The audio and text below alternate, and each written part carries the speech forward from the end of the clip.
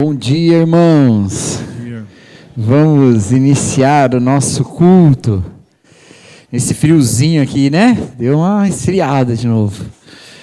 Para quem gosta, parabéns aí para vocês.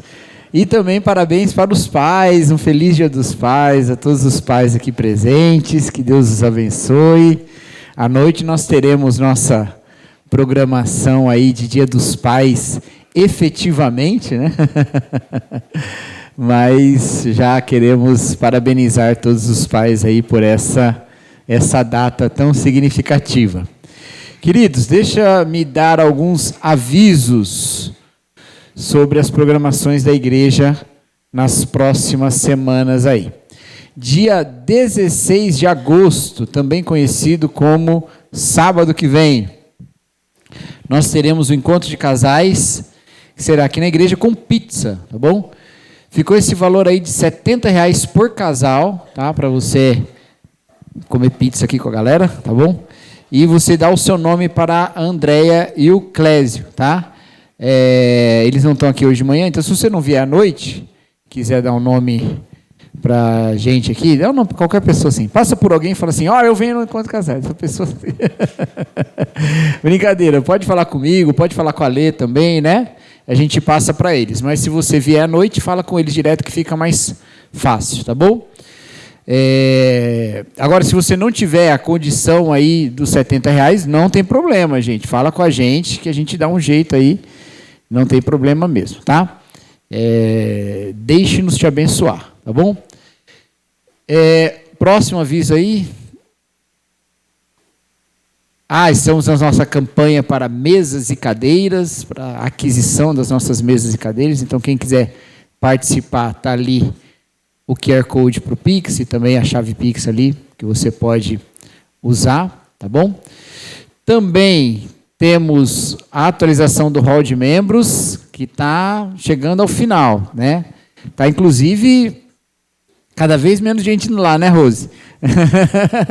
Porque está acabando, quase todo mundo já fez, né? Mas vamos lá. Então, a atualização do hall de membros sempre meia hora antes do culto, tá bom? Próximo. Não acabou não. Eu quero chamar a Clóris aqui à frente. Queridos, os nossos pequenos grupos voltaram e nós temos convidado alguns participantes para dar um pouquinho do testemunho do que é que Deus tem feito. Então, essa semana nós já nos reunimos, mas nós queremos incentivar os irmãos que não participam ainda de um grupo a participarem, tá bom? Lá nós temos comunhão, oração, meditação na palavra de Deus. É um tempo muito bom de aprofundamento e de discipulado. Então, não perca essa oportunidade. A Cláudia vai falar um pouquinho sobre como que é. Bom dia, irmãos. Tudo bem com vocês? Realmente, é o que o pastor falou mesmo. É um tempo muito gostoso estarmos todos ali reunidos, né? Para quem não sabe, geralmente, a mensagem de domingo é que a gente conversa na quarta-feira. E domingo à noite, né, ninguém vai parar o pastor e vai perguntar para ele, viu, não entendi isso, pode me explicar melhor aquilo? Aí na quarta-feira a gente tem essa oportunidade. Tudo aquilo que você não entendeu, ficou em dúvida, ou até mesmo que você gostou e quer compartilhar, você pode falar nessa reunião. Então é muito gostoso. Outra coisa também que é muito boa também é a comunhão. Porque aqui na igreja a gente muitas vezes chega no horário do culto, né? E lá, como é um grupo menor, então a gente tem tempo de conversar, de saber das pessoas, como elas estão. A gente também, a gente fala das nossas preocupações, a gente conta as nossas bênçãos.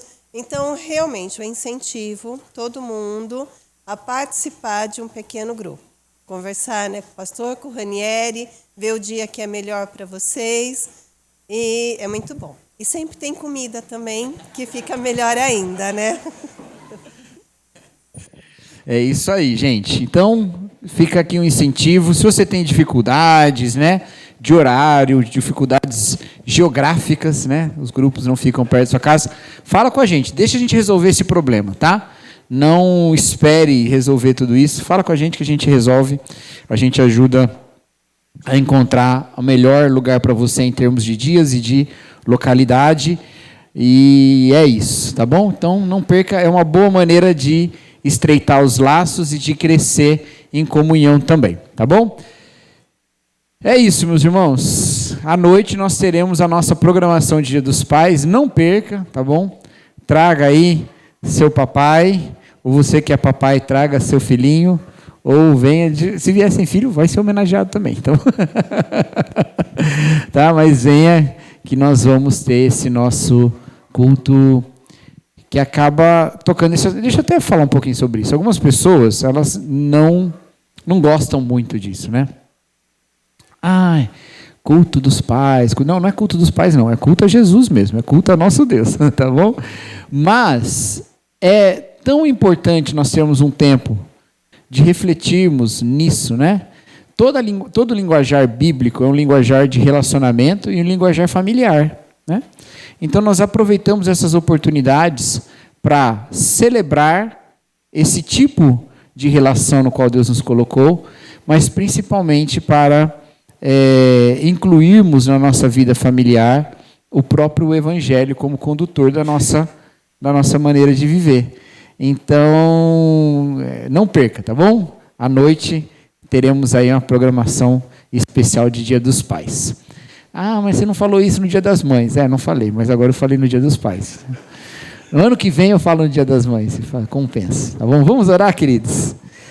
Senhor nosso Deus, obrigado, Pai, porque o Senhor é nosso Pai, nos adota como filhos, e nessa relação, ó Deus, de filiação, de adoção, nós encontramos, ó Pai, o nosso verdadeiro sentido.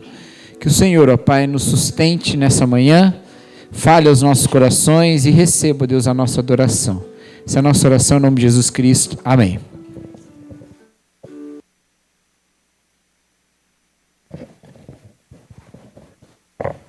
Bom dia, irmãos. Vamos ficar em pé, vamos adorar ao Deus que é a nossa luz, que é a nossa salvação, o nosso Salvador nessa manhã.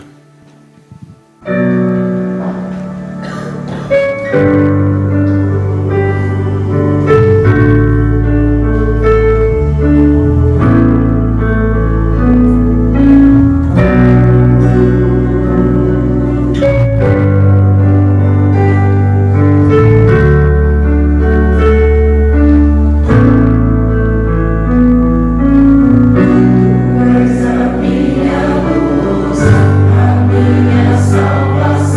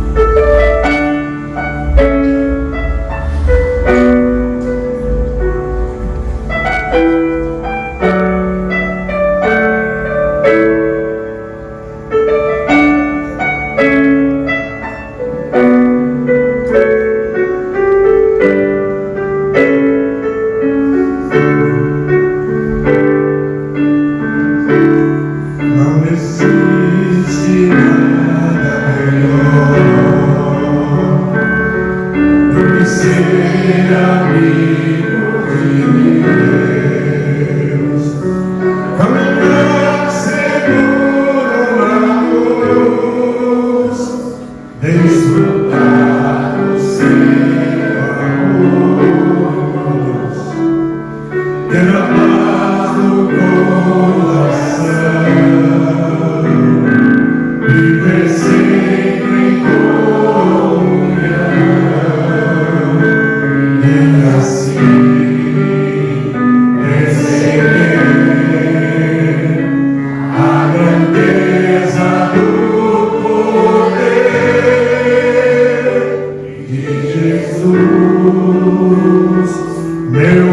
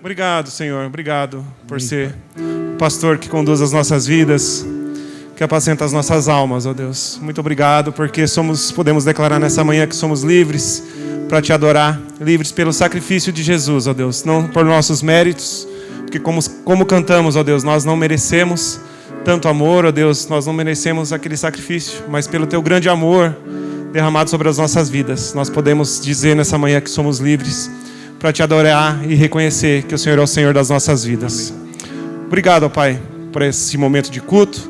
Esteja agora com a Tua palavra que será nos trazida. Fale aos nossos corações, assim como o Senhor tem sempre usado essa igreja para falar e apacentar as nossas vidas. É assim que oramos e agradecemos, em nome de Jesus, nosso pastor. Amém. Amém.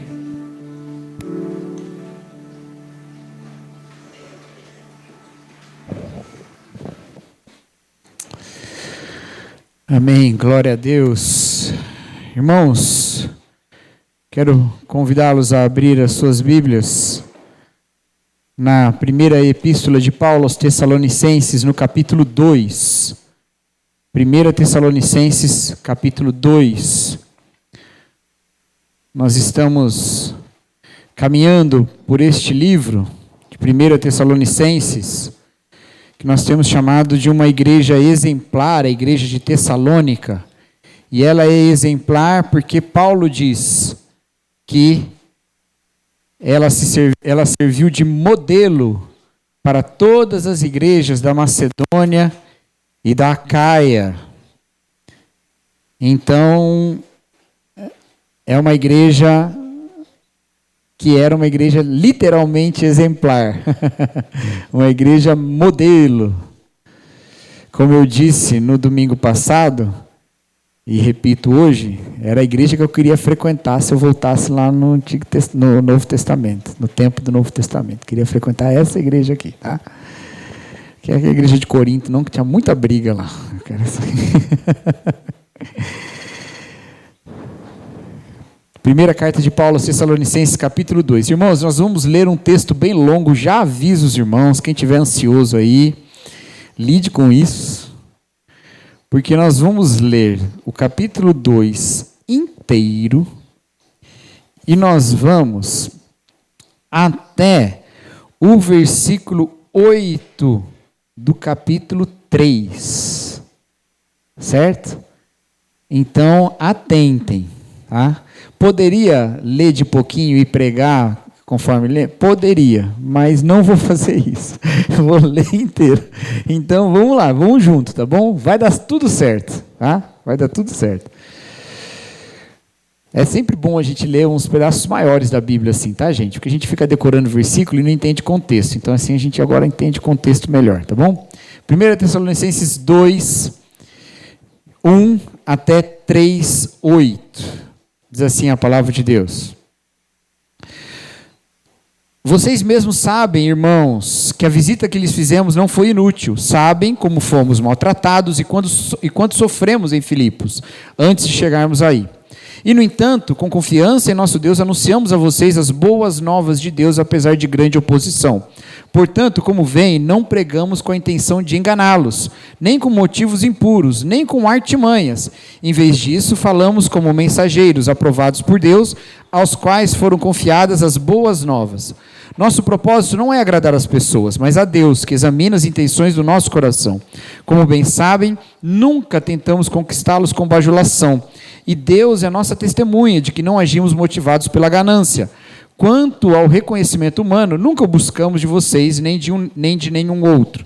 Ainda que, como apóstolos de Cristo, tivéssemos o direito de fazer certas exigências, agimos como crianças entre vocês. Ou melhor, fomos como a mãe, que alimenta os filhos e deles cuida.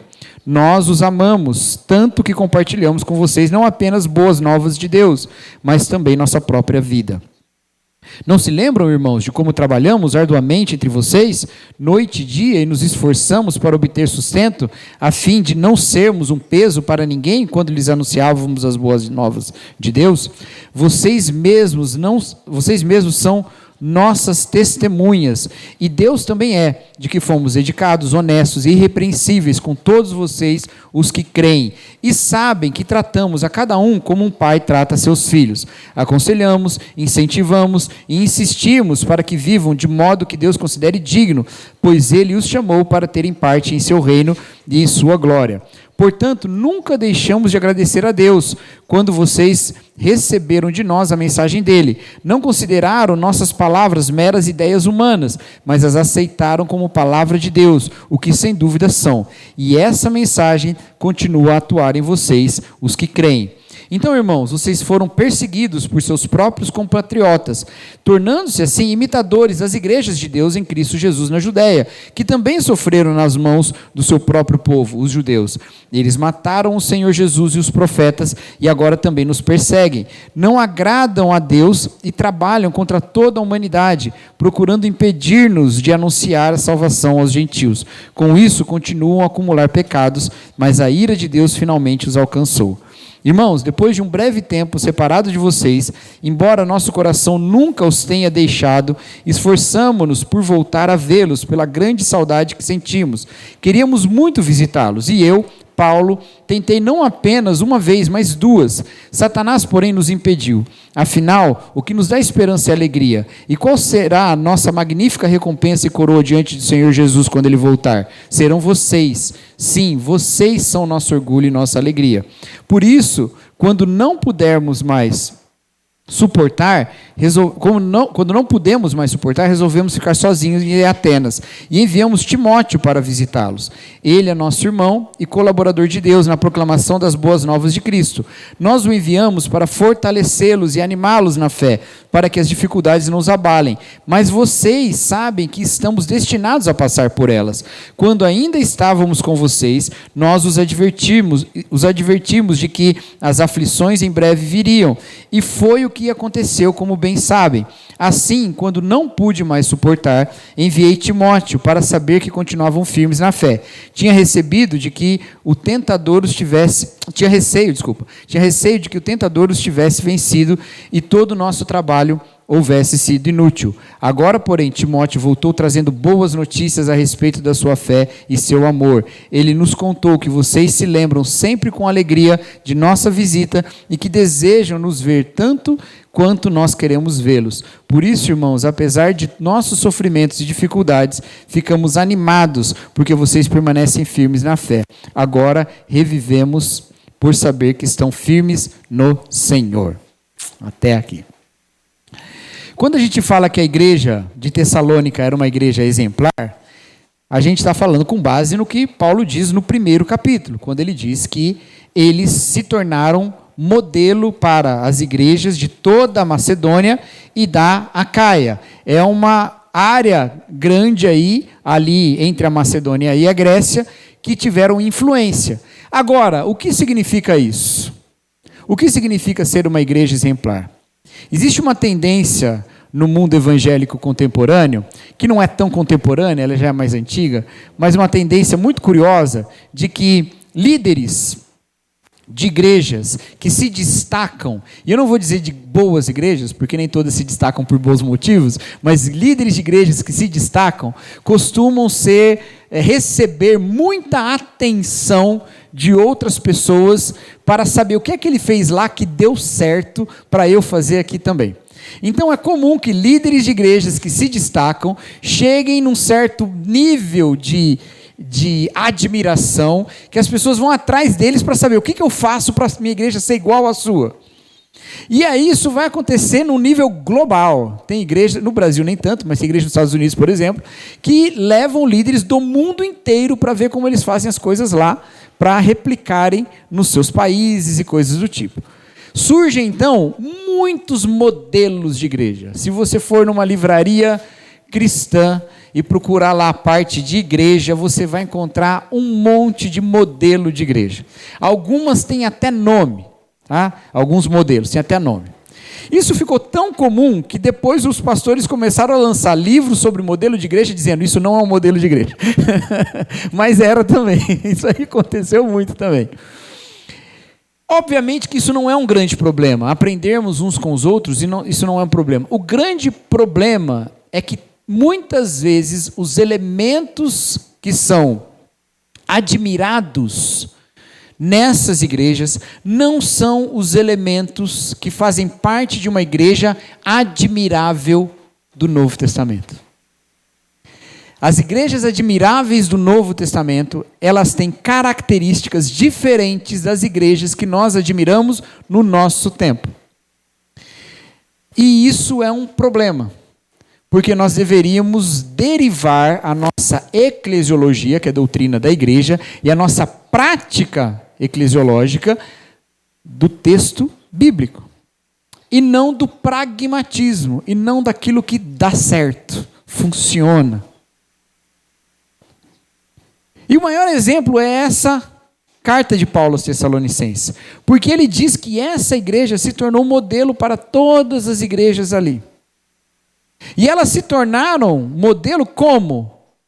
Paulo deixa muito claro, imitando a ele e a Cristo. Ele fala isso no primeiro capítulo. Ele diz que eles são imitadores, tanto dele quanto do Senhor. Por que eles são imitadores, tanto dele quanto do Senhor? Em que consiste essa imitação? Porque eles faziam milagres como Paulo fez e como Jesus fez? Porque eles expulsavam demônios? Porque eles batizavam como eles? Ou quando eles pregavam, muita gente se convertia? Não sei se essa é uma grande característica ali. Não.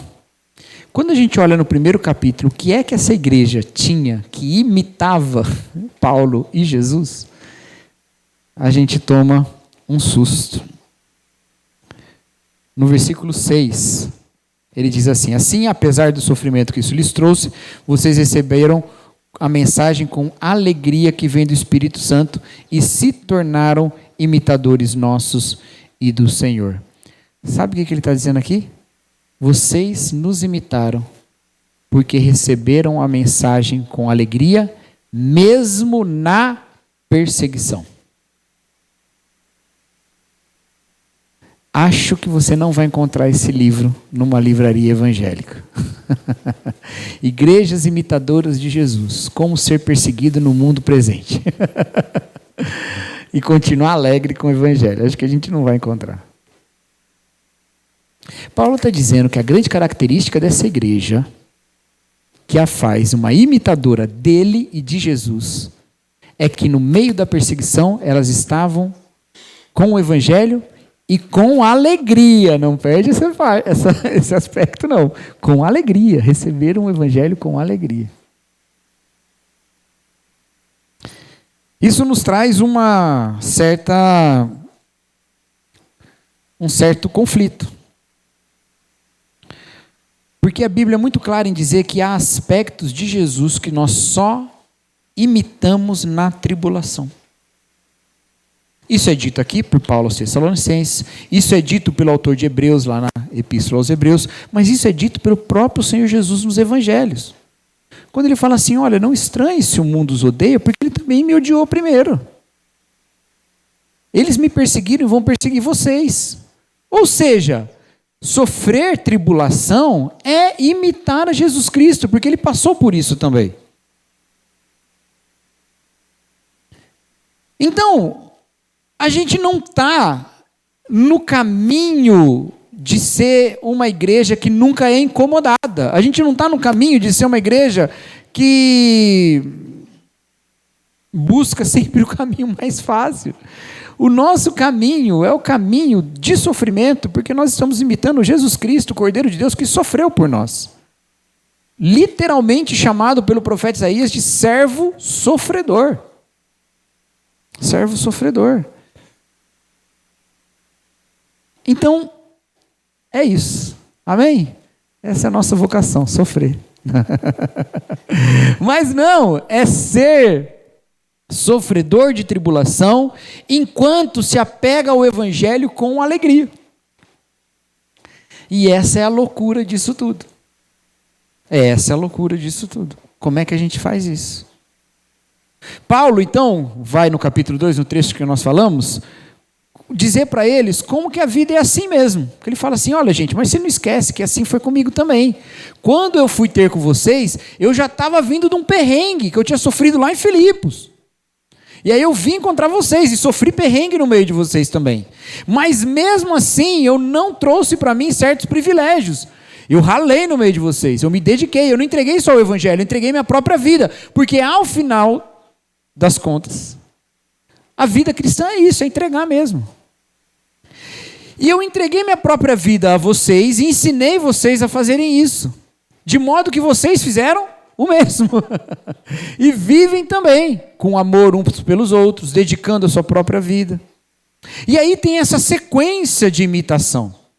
Paulo chega a dizer, no seu texto muito conhecido, né? Sede meus imitadores como eu sou de Cristo. Ele manda nós sermos imitadores de Deus. Ele fala diversas vezes sobre imitarmos a Jesus e imitarmos a Ele nesse processo. Mas ele diz, olha, quando a gente sofre, a gente está imitando Deus em Jesus. Apegando-se à palavra com alegria. E aí vem essa sequência de imitação. Começa com Deus Santo, revelado em Jesus Cristo. Paulo imitando Jesus Cristo diante da igreja. A igreja imitando a Paulo e as outras igrejas da Macedônia e da Acaia imitando essa igreja. Aí alguém pode dizer assim: ah, mas cada vez que eu faço uma cópia vai piorando, né? Eu vou xerocando uma folha várias e várias vezes, nunca voltando ao original, ela vai sempre deteriorando. Isso é verdade. Mas a verdade também é que o mesmo Espírito que Jesus fala, o Espírito do Senhor está sobre mim, citando o profeta lá na sinagoga, é o que replica o caráter de Cristo em Paulo, na igreja de Tessalônica, na igreja da Macedônia e da Caia e na nossa vida e na nossa igreja. É o mesmo Espírito. Nós imitamos aos outros enquanto o Espírito está nos corrigindo, nos transformando, aumentando a fidelidade da nossa imitação. É por isso que a gente se apega ao Evangelho com alegria, porque o Espírito não deixa de agir na igreja, o Espírito não deixa de agir em mim, não deixa de agir em você. Então nós olhamos para a obra do Espírito no decorrer da história, busca viver como Jesus através dos séculos, e o Espírito de Deus mesmo que habita a sua igreja e cada um de nós, vai nos atualizando segundo a imagem de Jesus Cristo mesmo. Sim, a vida cristã traz sofrimentos, traz oposição, mas o Evangelho é tão maior. A boa notícia é tão maior do que as más notícias. Então a gente se apega à boa notícia. Como nós falamos domingo à noite na ceia, o fato da cruz é maior do que os fatos outros que nos ferem. Essa igreja imitava Paulo, imitava Jesus no meio da tribulação, apegando-se ao Evangelho com alegria. Mas aí Paulo teve que sair correndo dessa igreja, ele vai embora. E aqui a gente tem um outro princípio interessante do ministério paulino. Ele vai embora, ele fica algumas semanas lá e ele tem que ir embora, ele foge, ele vai para Bereia. Depois de estar na Bereia, ele vai para Atenas. Ele até fala aqui, ficamos em Atenas um tempo, mas em Atenas ele manda Timóteo lá para Tessalônica de novo. E ele manda Timóteo, ele diz que ele manda Timóteo para visitá-los e fortalecê-los ali no versículo 2 do capítulo 3. Nós o enviamos para fortalecê-los e animá-los na fé, para que as dificuldades não os abalem. Eles estavam cheios de dificuldades, então ele manda Timóteo. Paulo tinha muito esse cuidado de que uma igreja em tribulação profunda fosse alcançada por uma carta sua ou por um enviado seu, mesmo quando ele estava impedido de comparecer. Porque ele tinha um grande medo, me parece, né? Uma grande preocupação, não um grande medo, uma grande preocupação de que as aflições da vida fossem vistas de um ponto de vista da derrota, quando ele considera sempre as aflições da vida o privilégio de sofrer com Cristo. Então ele precisa reforçar essa mensagem. E aí ele envia Timóteo aos Tessalonicenses, ele envia uma carta aos Filipenses com essa mesma preocupação, e ele tem essa preocupação. E ele envia Timóteo para fortalecê-los. E aí depois Timóteo volta com boas notícias, dizendo, olha, tá bom lá o negócio, o pessoal está firme. E aí ele ficou alegre. Mas veja só, por que ele envia Timóteo? Você pode pensar assim, ele enviou Timóteo para levar uma carta para eles. Pode até ser. Não é exatamente essa carta, porque Timóteo já foi e já voltou. Poderia ser uma carta anterior ou não mandou carta nenhuma. Só mandou Timóteo, Timóteo voltou com relatório. Pode ser que ele mandou Timóteo, e ele também mandou para ver como as coisas estão, mas não no sentido de fiscalizar. Vamos ficar de olho aqui para ver, qualquer coisa a gente muda o pastor aqui.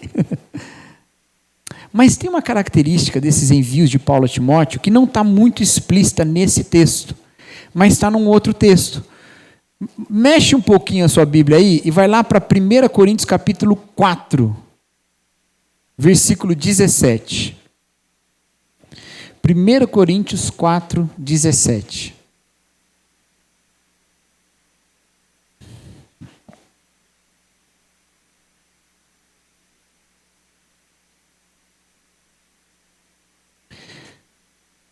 Primeira carta de Paulo aos Coríntios, capítulo 4, versículo 17. Diz assim a palavra de Deus: por isso enviei Timóteo, meu filho amado e fiel no Senhor. Ele os lembrará de como sigo Cristo Jesus, de acordo com o que ensino em todas as igrejas, em qualquer lugar aonde vou. Olha que interessante. Paulo não podia estar com os coríntios naquele momento, então ele mandou Timóteo. Para quê? Para lembrar como Paulo vive. Vamos fazer a sequência de cópia de novo? Deus revelado em Cristo, Paulo copiando Jesus, a igreja copiando Paulo. Mas, quando a igreja precisa lembrar como Paulo vive, Paulo manda uma cópia sua, Timóteo. Timóteo vai como cópia de Paulo para aquela igreja copiar Timóteo, que copia Paulo, que copia Jesus. Ah, não, peraí, está um copiando outro. Não, está todo mundo copiando Jesus. Só que a grande questão aqui é que a vida cristã em comunidade, ela não se faz só com os melhores conceitos. Ela se faz com vivência compartilhada. Uma igreja exemplar que recebe o Evangelho de Jesus Cristo com alegria, só pode fazer isso com vivência compartilhada. Se a gente não conviver, se a gente não compartilhar a nossa vivência, se a gente não construir uma comunidade com base nos conceitos corretos das Escrituras, nós não vamos ser uma igreja exemplar. Ah, mas a vocação da igreja é ser exemplar? Nos temos a Bíblia, sim. Porque essa pequena igreja em Tessalônica, e ela era pequena mesmo, considerando outras muito maiores, ela era exemplo para as outras, fazendo parte de uma grande comunidade eclesiástica em que um edifica o outro. E é nesse sentido que nós aprendemos umas com as igrejas dos outros.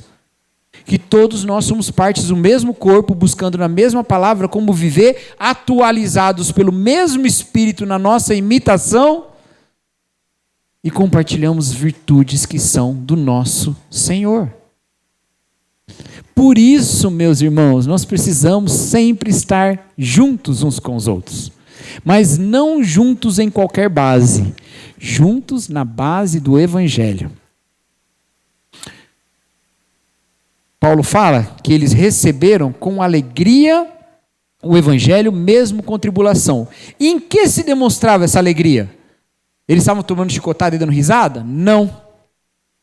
Ele diz, quando eu vou a essas igrejas, eu não preciso lhes acrescentar nada, porque eles já sabem, porque eles viram como vocês viraram as costas para os ídolos e se voltaram para Jesus. Então, qual que é a questão? Nós temos uma vivência compartilhada de irmãos que se edificam uns aos outros, buscando ser como Jesus, e ajudam uns aos outros a serem como Jesus, enquanto viram as costas para os ídolos, enquanto abandonam os ídolos. Então a nossa unidade, a nossa união não é com base em qualquer coisa, é com base única e exclusivamente em Jesus Cristo. Se a gente se une com base em outra coisa, essa coisa virou o ídolo que nos forma. Então a gente vira as costas para os ídolos, busca Jesus Cristo, e como Jesus Cristo, a gente vai sendo formado à imagem dele. Amém, meus irmãos? E isso para nós é importante demais. Demais, demais, demais. Porque nós temos um alvo, um objetivo na nossa vida, que é muito difícil de ser alcançado. Nós temos eu não posso usar essa palavra, vou ter que usar outra. Nós temos vou usar a palavra correta, nós temos um modelo que é inatingível, que é o próprio caráter de Cristo. Nós temos esse modelo. Mas ao mesmo tempo que ele é inatingível, as nossas imperfeições não nos frustram, elas nos empolgam na busca por Jesus. Eu acho lindo cientistas apaixonados pelos seus objetos de estudo. Já conversou com um cientista que é apaixonado por aquilo que ele estuda? É um negócio empolgante, mas absolutamente incompreensível. Porque é chato pra caramba o que eles estudam, mas ele ama. Ama aquilo lá. Aí começa a falar, começa a empolgar e tal. Fala assim, nossa, você aprendeu bastante coisa, né? E se ele for um cientista honesto, ele vai falar, eu aprendi muito menos do que as dúvidas que eu tenho agora. Eu tinha muito mais certezas antes de começar a estudar. Quando eu comecei a estudar, surgiram dúvidas que eu nem sabia. E imitar Jesus é um pouco isso. A gente é apaixonado por Jesus. A gente vai e se dedica a querer saber mais de Jesus, a viver como Jesus. Mas quanto mais a gente caminha nessa caminhada, mais a gente percebe como Jesus é diferente da gente. E mais a gente vê, quanto mais a gente vê que ele é muito mais santo do que a gente. E a gente vai vendo que a distância vai ficando maior de quem Jesus de fato é. Mas isso não nos desanima, porque nós também temos a perspectiva dos ídolos que nós abandonamos. Nós temos perspectiva da libertação que nós tivemos. Nós acabamos de cantar isso, livre eu sou. A gente sabe de quais algemas nós fomos libertados. Então a gente está empolgado nesse processo, a gente está empolgado nesse progresso. A gente vai chegar lá. Não por nossas próprias pernas, mas pela obra de Jesus Cristo em nós. Então nós continuamos caminhando. Só que para isso nós precisamos uns dos outros. Como eu disse, o modelo é inatingível. Então a gente se aproxima um do outro para ajudar um ao outro. Difícil, junto já é difícil. Sozinho é muito mais difícil. Então a gente se junta para um lembrar ao outro como viver em Cristo. Paulo não precisava ir a Tessalônica, ele mandou Timóteo. E quando Timóteo chega lá, Timóteo vê que ele não precisava acrescentar nada, porque eles tinham uns aos outros. E é isso que nós devemos ter, irmãos, uns aos outros, formados em Jesus. Uns aos outros, edificados e edificando-se mutuamente em Jesus Cristo. Queridos, é muito difícil. E se parece fácil, é porque você tem que chegar mais perto de Jesus ainda. Se você tem alguma noção de plenitude na sua vida cristã, em termos de santificação, se passa pela sua cabeça alguma ideia de que em alguma área você já conseguiu concluir, se você acha que algum item da santidade divina você já deu um check, você precisa chegar mais perto de Jesus e perceber, iluminado pela luz de Cristo, os pontos que ainda estão em trevas. Existe muito mais caminho à nossa frente do que ficou para trás. Mas é um caminho para a gente desfrutar da ação do Espírito na nossa vida. E isso é empolgante, isso é animador. Então a gente se apega ao Evangelho com alegria. E aí eu preciso de você e você precisa de mim. Alguns anos atrás, a gente pregou uma série aqui que chamava... Não, era uma mensagem, que o título foi Eu preciso de você porque eu preciso de Deus. Eu preciso de você porque eu preciso de Deus. Sem você, eu não vou conseguir imitar a Deus em Jesus. E sem mim, sem eu, você também não vai conseguir. Não eu, literalmente eu, uns aos outros. Vocês entenderam, né? Se não parece que eu estou falando que Jesus falou, sem mim nada poder fazer. Não, só Jesus pode falar isso. Mas sem uns aos outros, sem essa fraternidade em Cristo, sem essa família, a gente não vai ser moldado segundo Jesus Cristo, meus queridos. Então a gente se aproxima um do outro. Como fala a carta aos Hebreus lá no capítulo 10. Não abandoneis a vossa congregação, como é costume de alguns. E às vezes a gente olha isso como uma questão de faltar no culto ou não. Não é sobre isso, queridos.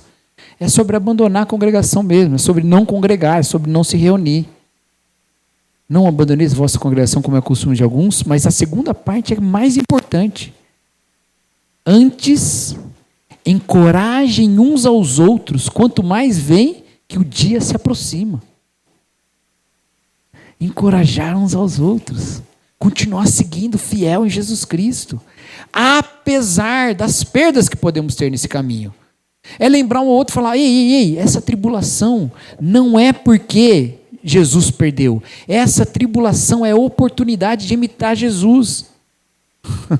Essa perseguição não é porque Jesus não é poderoso. Essa perseguição é porque ele também foi perseguido. É uma oportunidade de imitá-lo.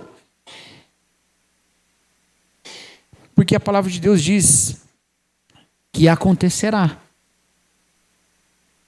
um endurecimento dessas circunstâncias. E se nós não tivermos unidos na adoração a Deus, baseado na sua revelação da sua palavra, nós não vamos conseguir nos permanecer na fidelidade. Nós precisamos encorajar uns aos outros, quanto mais vemos que o dia se aproxima. Amém, meus irmãos? Esse é um compromisso, então, de caminharmos juntos em santidade, ajudando uns aos outros, fortalecendo uns aos outros e orando uns pelos outros. Inclusive, deixa eu dizer isso, esse vai ser o tema do próximo domingo, tá bom? A oração. Então eu não vou falar muito aqui, mas eu quero começar aqui. Vamos orar uns pelos outros, meus irmãos. Agora eu não quero pedir para vocês orarem só pelos problemas uns dos outros. Vamos orar lá pela saúde do nosso irmão, pela saúde. Claro, importante. Vamos orar porque o irmão ficou desempregado, vamos orar porque... Não sei, tantas questões, né? Isso tudo é importante, vamos orar também. Mas vamos orar também uns pelos outros, para que Deus nos guarde na sua santidade. Vamos orar uns pelos outros, para que o caráter de Cristo seja formado em nós. Não porque eu que oro sou melhor do que o Silvio, aquele por quem eu oro. Não é que eu oro assim para Deus, Deus, o Silvio precisa tanto para chegar onde eu estou.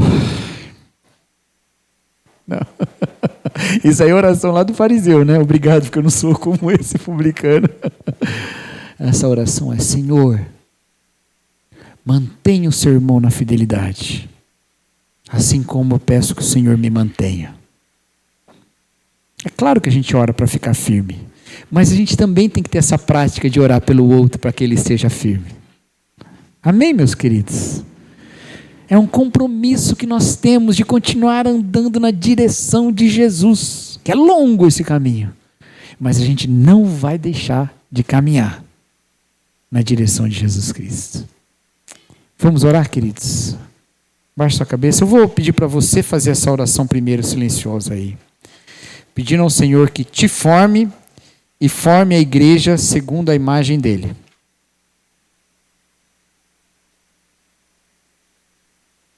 E depois eu vou encerrar com uma oração.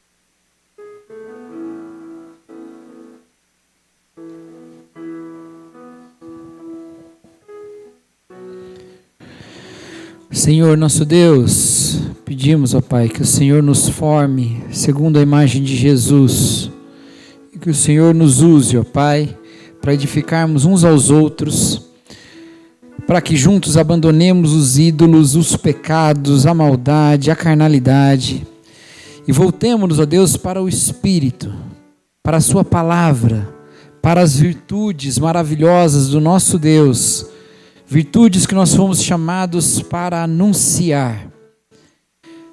Obrigado, Deus, porque o Senhor escolheu, a partir da matéria-prima mais difícil que existe, que é o coração humano, edificar um povo chamado para as boas obras.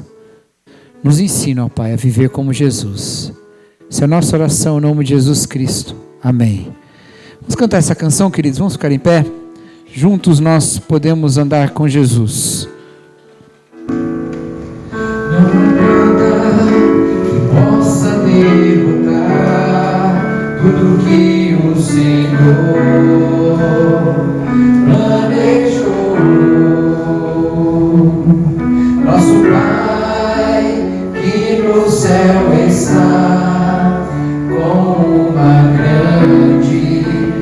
família sonhou. Irmãos que dividem o pão e que juntos vivem no amor, que não negam um ao outro perdão, mas que lembram do que Cristo ensinou. Juntos podemos andar, o amor de Jesus nos uniu, de mãos dadas se pode alcançar muito mais do que o homem já viu, muito mais do que o homem já viu. Não há nada que possa derrotar tudo que o Senhor planejou. Nosso Pai que no céu está, como uma grande família sonhou. Irmãos que dividem o pão e que juntos vivem no amor, e não negam um ao outro perdão, mas se lembram do que Cristo ensinou. Juntos podemos andar, o amor de Jesus nos uniu, de mãos dadas se pode alcançar muito mais do que o homem já viu, muito mais do que o homem já viu. Senhor, que isso seja realidade na nossa vida, que juntos, ó Pai, vivamos o amor de Jesus Cristo. Nós acreditamos no que o Senhor está fazendo em nós, não pelas nossas qualidades, nem pelos nossos méritos, mas pelo poder maravilhoso do Senhor que opera em nós. Essa é a nossa oração em nome de Jesus Cristo. Amém. Os irmãos podem se assentar, que Deus os abençoe.